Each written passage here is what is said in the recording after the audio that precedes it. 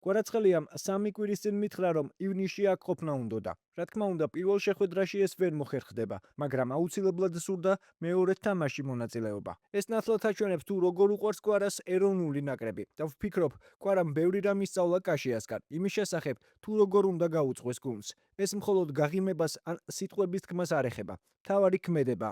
შესაბამისად, ბედნიერი ვარ, რომ კვარა ჩვენთან ერთად ითამაშებს მეორე შეხვედრას. რა თქმა უნდა, მინდა მადლობა გადაუხადო გურამ კაშიას განსაკუთრებით იმ რჩევებისა და გამოცდილებისთვის, რომელსაც ის ახალ თაობას გადასცემს. წლების განმავლობაში გურამთან მუშაობის პატივი მქონდა. როგორც მწვრთნელმა და კაპიტანმა ერთად ბევრი ბრძოლა გამოვიარეთ. გვქონდა არაერთი გულწრფელი საუბარი იმის შესახებ, როგორ უნდა მოვემზადოთ, როგორ ვითამაშოთ და როგორ გავუმკლავდეთ სხვადასხვა სიტუაციას. გულწრფელად ვუსურვებ ყველა მწვრთნელს მსოფლიოში ყავდეს ისეთი კაპიტანი, როგორიც გურამი იყო თავისი გუნდისთვის. რაც შეეხება ხვალინდელ შეხვედრას, ეს არის კაშიას ბოლო მატჩი და იმედია ფეხბურთელები ხვდებიან, თუ რამხელა პასუხისმგებლობაა ეს.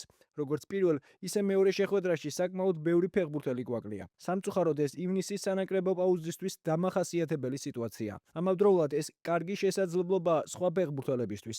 ითამაშონ და მეტი სათამაშო დრო მიიღონ, რადგან თუ ეროვნულ ნაკრებში მუდმივად არ თამაშობ, პროგრესირება რთულია. ამიტომ მომდევნო ორი შეხვედრა მათთვისაც მნიშვნელოვანი იქნება. როგორც გურამმა აღნიშნა, რუმინეთთან შეხვედრა რთული იქნება. სრული ვიდეო ნახე Newsmakers-ის YouTube არხზე. თუ მოგეწონა ეს ვიდეო, დაალაიქე და გამოიწერე არხი, რომ არ გამოგჩეს შემდგომი საინტერესო სიახლეები.